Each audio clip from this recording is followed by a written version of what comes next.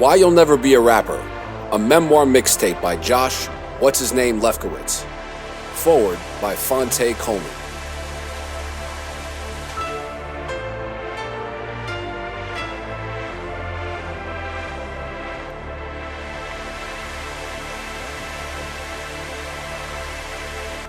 From the moment me and Josh Lefkowitz agreed that the sleeper jam off Blueprint 2 was Fuck All Night, I knew I had found a friend.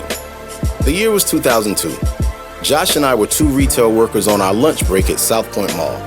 Him, a struggle rapper without a deal, and me, a struggle rapper with one. We spent our days discussing the rap game at length, armchair quarterbacking our way through every era from the Juice Crew to Rockefeller. Analyzing our own careers, however, proved to be much more difficult. Back then, if you had asked me to name the next rapper that would make it out of our hometown of Durham, North Carolina, I would have bet my entire belch check on Josh, aka Whutsiznaim. He was knowledgeable about the history and culture of MCing, had the hard-earned respect of his peers, could rap as good as any MC I'd ever known, plus he had the cheat code of a lifetime. He was white. Matter of fact, he was Jewish. That's like white prime with free shipping. How could he lose? The answers to that question are as candid and unrelenting as the stories that you'll hear in this book. My 11th grade English professor once told me that you can learn just as much from a bad book as you can from a good one. And I think that also applies to the lives of others. Not that my buddy Josh has had a bad life by any stretch. I just think that people are more likely to learn from a dream deferred than they are from a success story. After all, it's easy to dramatize the hunt after dinner's already on the table. Although I've been fortunate to have a successful career and work with artists I idolize, I still feel like I have more in common with Josh and his story than I do with most of my industry friends. There's always comfort in having that one person in your life to confirm that you're not crazy for thinking the way you do. Nearly 20 years later, we're still the same guys on our lunch break, shooting the shit over bad Chinese in the food court. The back and forth rap slander of our text messages would make Waldorf and Statler proud, which is why news of Josh's exit from the game a few years ago didn't surprise me at all. The music business is one cruel, unforgiving bitch. When one of your friends decides to call it quits, there's no sigh of disappointment, only a sigh of relief, like, finally. One of us had enough courage to leave this sadomasochistic shit alone and live life as a functional human being. Congrats! Even if you've made it in your profession, a lot of the stories within these pages will sound uncomfortably familiar.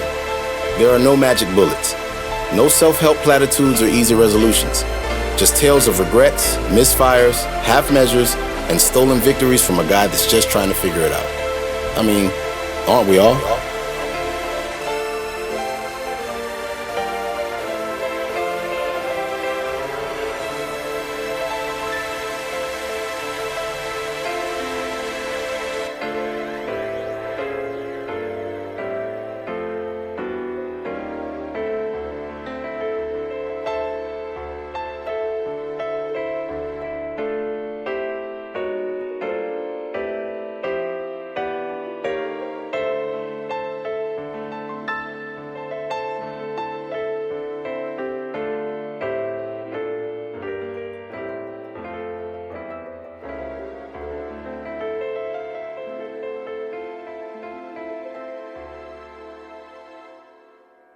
Chapter 1. Let me start from the beginning at the top of the list.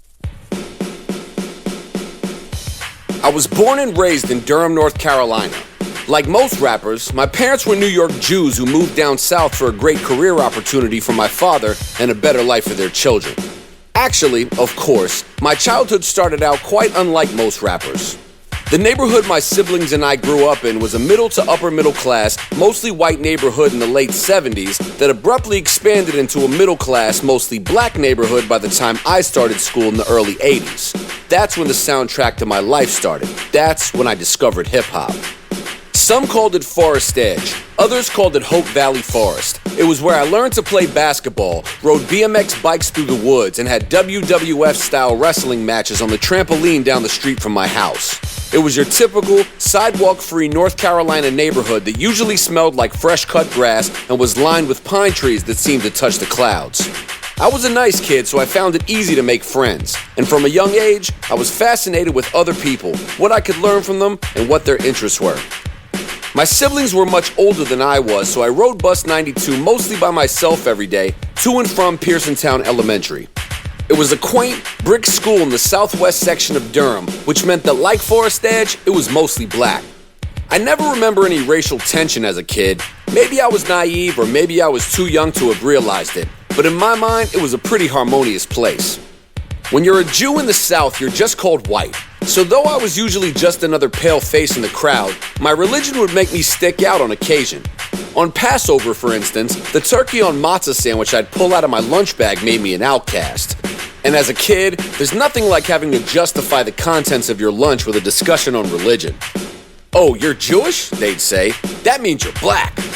To this day, I can't make sense of that notion, but I heard it enough times from enough people to make me feel like somehow it was a thing. Mostly it made me feel like I might have something in common with the black kids, even if our skin didn't match. I thought maybe that black parents believed that Jews were okay because the KKK hated us as much as them.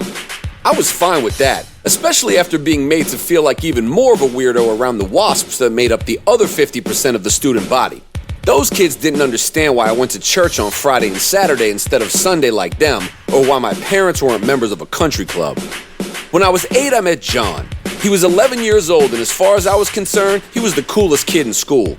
He was incredibly athletic, good at every sport, and wore black and white Adidas Sambas every day. We were young, but girls had already started taking an interest in John, and this was just starting to make sense to me. He rode my bus and lived just up the street from me on the corner of Brighton and Hope Valley Road. His swagger alone gave me a feeling that I could learn something from him, so when given the opportunity, I hung out with him as much as I could. John's older brother Brent was 6 years older than me and my sister Mara's age.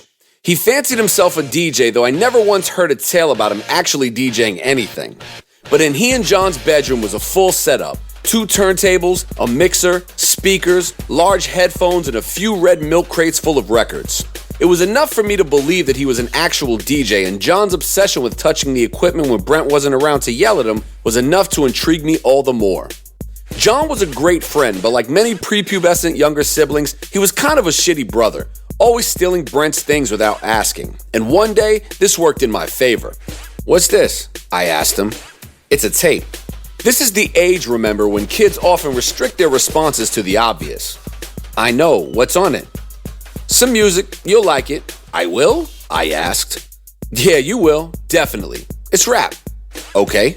You know about that?" he asked. "Yeah," I replied, sounding unsure. He looked unsure. "Yeah, of course," I said. "Good, because this tape right here is fresh." I didn't know how to respond. "You know what fresh means?" he asked. "No," I said.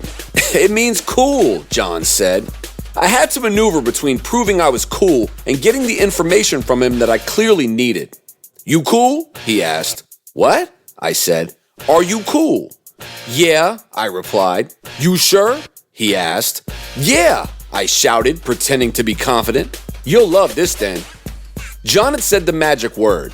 I didn't understand half of what he was talking about, but I knew cool. I knew everything about cool. The way it looked, the way it sounded, even how girls reacted to it.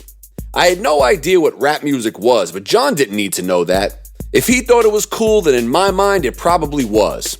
Music is subjective, but when you're too young to have an opinion about what you like and dislike, you're prone to enjoy music played by people you admire. Initially, that's your parents, but then it's your friends. I wanted so desperately to be like John that giving that tape a listen became a priority.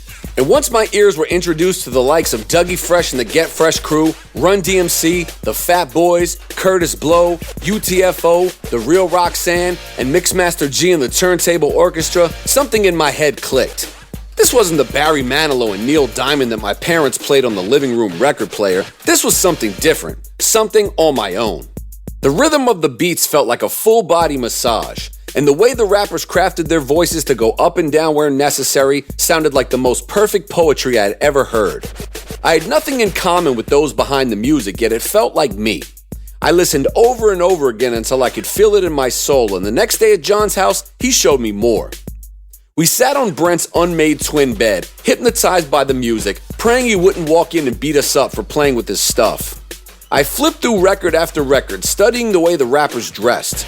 They wore Adidas sweatsuits, custom leather jackets, Kangol hats, Cazal glasses, four-fingered rings, and fat gold rope chains.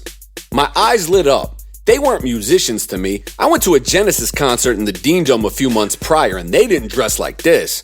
These were superheroes, my superheroes. And though I didn't know it, this was hip-hop culture in its purest form.